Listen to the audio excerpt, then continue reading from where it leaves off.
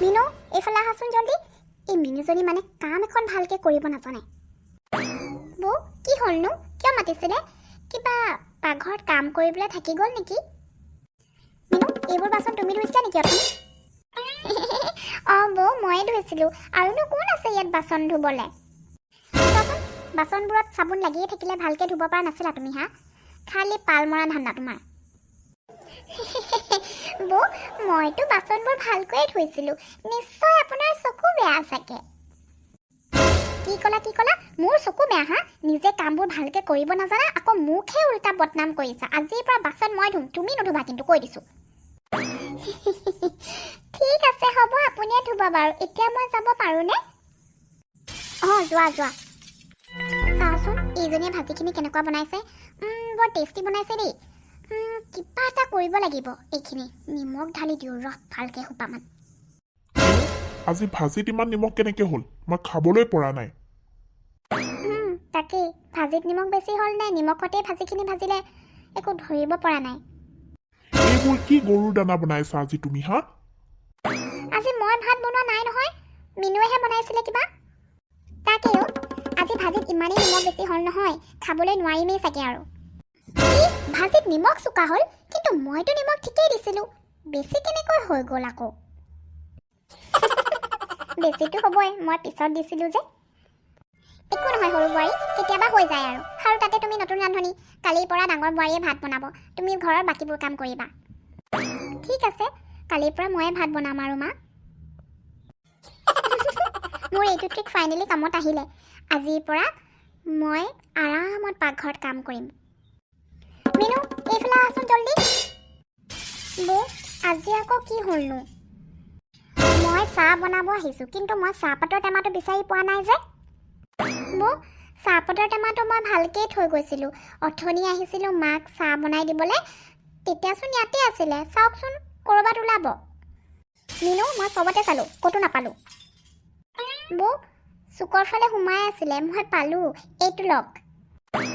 Finally পালা যে চাহপাতৰ টেমাটো, নহ'লে আজি চাহ খাবই নাপালোঁহেঁতেন মই। বৌ এতিয়া মই যাব পাৰোঁনে? মানে বাহিৰত ঢেৰ কাম আছে, তাকে কৰি আজৰি হওঁ বুলি ভাবিছোঁ আৰু সোনকালে। অঁ যাবা, ৰ'বাচোন। তুমি যে পাকঘৰৰ কাম এটাও ভালকৈ কৰিব নাজানা।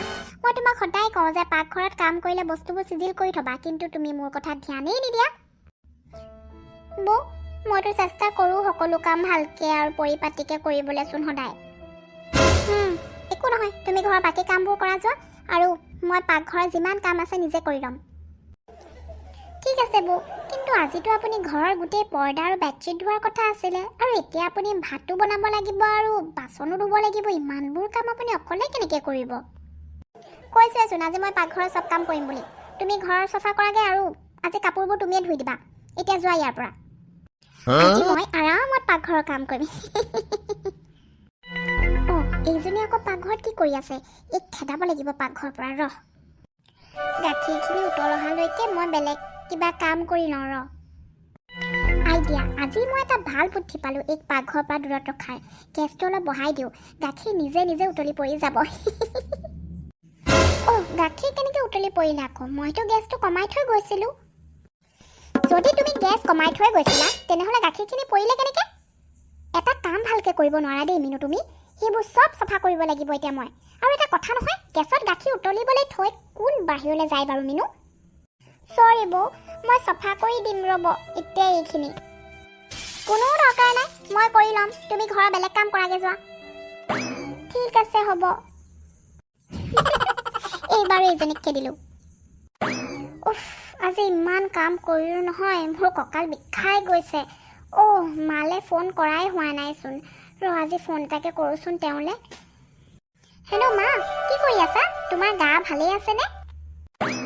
অঁ মিনু, মোৰ গা চা ভালেই। তইতো ফোন এটা নকৰই। নতুন ঘৰ পাই মাৰক পাহৰিলি হ'বলা। বাৰু তই কচোন, কেনেকুৱা গৈছে তোৰ নতুন ঘৰখনৰ দিনবোৰ? মা মইতো ঠিকেই আছোঁ, কিন্তু ঘৰৰ কামবোৰ কৰিহে গোটেইজনী ভাগৰি যাওঁ। ঘৰ চফা কৰা, কাপোৰ ধোৱা, চব কাম ময়ে কৰিব লাগে জানানে? মিনু, মই তোক যেতিয়াই ফোন কৰোঁ তই তেতিয়াই একেখিনি কথাই কওঁ যে ঘৰ চফা কৰা, কাপোৰ ধোৱা। কি তোৰ জায়ে একো কাম নকৰে নেকি ঘৰত? মা, বৌয়ে পাকঘৰৰ সকলো কাম কৰে। ভাত বনায়, বাচন ধুৱে। মানে মই পাকঘৰৰ কামবোৰ ভালকৈ কৰিব নোৱাৰোঁ যে, সেইকাৰণে তেওঁ পাকঘৰৰ কামবোৰ নিজে কৰে আৰু মই বাকী ঘৰৰ কামবোৰ কৰোঁ আকৌ। মোৰ শুনজনী, তই বৰ আকৰি হৈ আছ দেই। তোৰ জা বহুত টেঙৰ হয়, তোক বুৰ্বক বনাই আছে ইমান দিনে। মা, তুমি কেনেকৈ জানিলা? চা মিনু, তোৰ জায়ে ঘৰৰ বেলেগ কাম কৰিব নিবিচাৰে, সেইকাৰণে তোক ঘৰৰ বাকী কামবোৰ দি নিজে পাকঘৰ কামবোৰ বাছি ল'লে, যাতে তাই সোনকালে আজৰি হ'ব পাৰে, বুজিলি? মা, তুমি ঠিকেই ধৰিছা। মই বৌ ওচৰলৈ এতিয়াই যাওঁ। আজি নেৰিছোঁ তেওঁক মই। বৌ, মই চব গম পালোঁ জানে। আপুনি যে মোক পাকঘৰত কিয় কাম কৰিব নিদিয়ে। কি গম পালা মিনু? সেয়াই যে আপুনি পাকঘৰত সোমাই আৰামত ভাত বনাই সোনকালে আজৰি হ'ব পাৰে, আৰু আনফালে মই ঘৰৰ বাকী কামবোৰ কৰিব লাগে, তাকো গোটেই দিনটো, আৰু আজৰিও হ'ব নোৱাৰোঁ। এইজনীয়েচোন চব গম পালে। নহয় মিনু, এইবোৰতো আৰু এনেই। একো নাই বৌ, মই আপোনাক মাফ কৰি দিলোঁ বাৰু। কিন্তু মোৰ ওচৰত এটা ভাল আইডিয়া আছে কাম নকৰাৰ। কি আইডিয়া মিনু? বৌ, আজিৰ পৰা আপুনি ভালকৈ একো খোৱা বস্তু নবনাব আৰু বাচনবোৰো লেতেৰাকৈ ধুব। ময়ো ঘৰৰ বাকী কামবোৰ লেতেৰাকৈ কৰিম। চাব, মায়ে অশান্তি পাই আমাক কাম কৰা মানুহ আনি দিবই, আৰু আমাৰ আৰামেই আৰাম হ'ব।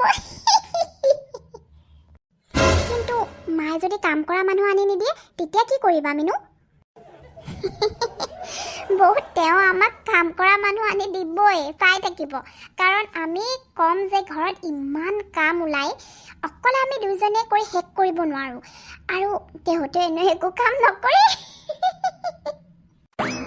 তুমি ঠিকেই কৈছা মিনু, এইটো বহুত ভাল আইডিয়া হয়। আৰু এনেও আমাৰ হাজবেণ্ডে ইমানবোৰ টকা ঘটি আছেই, আমাক কি কাম কৰা মানুহ এজনী আনি দিব নোৱাৰিব নেকি? আজিৰ পৰা তেনেহ'লে আমাৰ কাম আৰম্ভ কৰিম নে কি কোৱা মিনু? ডাঙৰ বোৱাৰী, এইবোৰ কি বনাইছো আজি? না নিমখ আছে, না হালধি আছে? ময়ো কথাটো লক্ষ্য কৰিছোঁ। ইনো, তোমালোক দুজনী আজিকালি হৈছে কি, না তুমি ভালকৈ খোৱা বস্তু বনোৱা, না মিনুৱে ভালকৈ ঘৰখন চফা কৰে। মানে ঘৰত ইমানবোৰ কাম থাকে যে কামবোৰ খেলি মেলি হৈ যায়। মা, বৌয়ে ঠিকেই কৈছে।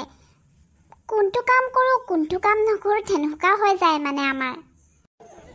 হ'ব দিয়ক মা, আজি আপোনালোকে তেনেকৈ খাই লওক। ইমানো বেয়া নাই বনোৱা চাগে মই। আৰু কিবা উপায় আছে জানো ইনো? তহঁত দুজনীৰ পৰা উপায় নাই আৰু। এজনীয়ে ঘৰৰ কামবোৰ ভালকৈ নকৰ, আৰু এজনীয়ে আকৌ ৰান্ধিব নজনা হৈ গ'লি। মই এই বুঢ়ী মানুহজনী কঁকালৰ বিষত কেঁকাই থাকোঁ, নহ'লে গোটেই ঘৰখনৰ কাম ময়ে কৰিলোঁ হ'লে। এতিয়া উপায় নাই আৰু, সেইবোৰকে খাব লাগিব। বৌ, মই শুব যাওঁ দেই, মোৰ বৰ টোপনি ধৰিছে। তহঁত দুজনী এজনীও বাচনবোৰ ধুই নাযাওঁ নেকি হা? কোনোবা এজনীয়েতো ধুই দে, ইমান লেতেৰা লাগিছে নহয় গোটেই টেবুলখন। মা, মই ধুব নোৱাৰোঁ দেই, ইমান ভাগৰ লাগিছে। কাইলৈ ৰাতিপুৱাই ধুই দিম দিয়ক। আৰু মইতো শুবলৈ যাওঁ আৰু, মই নোৱাৰিছোঁ আৰু থিয় হৈ থাকিবলৈ পায়। আমাৰ এই দুজনী কি হৈছে জানো আজিকালি, একদম কাম বন কৰিবলৈ মন নকৰা হৈছে। মই বাচনবোৰ ধুই দিব লাগিব এতিয়া। হৈ পাৰি, এইবোৰ কি ইমান লেতেৰা পেলাই থৈছ পকাত? ভালকৈ ঝাৰু মাৰিব পৰা নাই হা? গোটেই ধূলি ধূলি কৰি থৈছ যে ঘৰটো, দূৰৰ পৰা ধূলিবোৰ জিলিকি আছে। ভালে আকৌ মা, ধূলিবোৰ জিলিকি আছে যদি শ্বাইন কৰি আছে গোটেই ঘৰটো। নিজে ঘৰটো সাৰি ল'ব লাগে আকৌ, ইমান ধূলি ধূলি পাইছে যদি। গোটেই ঘৰৰ কামবোৰ আমাৰ দুজনীৰ মূৰত দি তেওঁ অকল বহি বহি খাব আৰু শুব। হে ভগৱান, এই দুজনী কি হৈছে জানো আজিকালি, কাম এখন কৰিব নোৱাৰা হৈছে মানে। এই সৰু বোৱাৰী, ক'ত গ'লি? ঘৰটো সোনকালে সাৰি লৈ যা, বহুত লেতেৰা লাগিছে। আৰু এই ডাঙৰ বোৱাৰী, কাপোৰবোৰ ধুলি নে? মা, মই আজি কাপোৰ নুধুলোৱেই, মানে বহুত ভাগৰ লাগিছে জানেনে কাম কৰি কৰি ৰাতিপুৱাৰে পৰা। চা ডাঙৰ বোৱাৰী, কাইলৈ মই এফালে যাম, তই জানই। মোৰ সেই সেউজীয়া মেখেলা চাদৰযোৰ ধুই দিবি, বেলেগ কাপোৰ নুধুলেও, বুজিলি? ঠিক আছে মা, মই এতিয়াই গৈ ধুই দিছোঁ ৰ'ব। সৰু বোৱাৰী, তই ক'ত যাৱ আকৌ? ঘৰটো ভালকৈ সাৰিব কোৱা নাছিলোঁ জানো মই তোক? মা, মই বজাৰলৈ যাওঁ, মোৰ কাম আছে। আৰু মই এতিয়া ঘৰ চৰ সাৰিব নোৱাৰোঁ দেই, ৰাতিপুৱাই ঘৰ সাৰি লৈছোন এবাৰ। মই কিবা এটা কৰিব লাগিব আৰু এতিয়া, ইহঁত দুজনীক কৈ লাভ নাই। গোপাল, ডিউটিৰ পৰা আহিলি? শুনচোন, তই কাইলৈ ঘৰৰ কাম কৰা মানুহ এজনী বিচাৰি দিচোন। কিয় মা হঠাৎ কাম কৰা মানুহ বিচাৰিব ক'লা যে?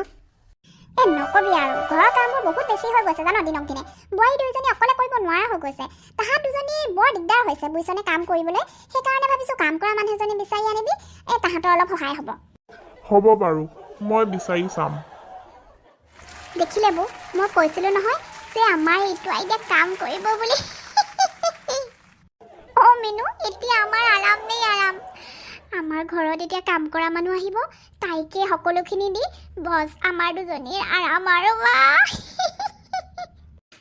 আৰু বন্ধুসকল, আজি আমাৰ কাহিনীটো ইয়াতে সমাপ্ত কৰিছোঁ। কেনেকুৱা পালে কমেণ্ট বক্সত জনাব আৰু লাইক ছাবস্ক্ৰাইব শ্বেয়াৰ কৰিবলৈ কিন্তু নাপাহৰিব। আজিলৈ আহোঁ, ধন্যবাদ।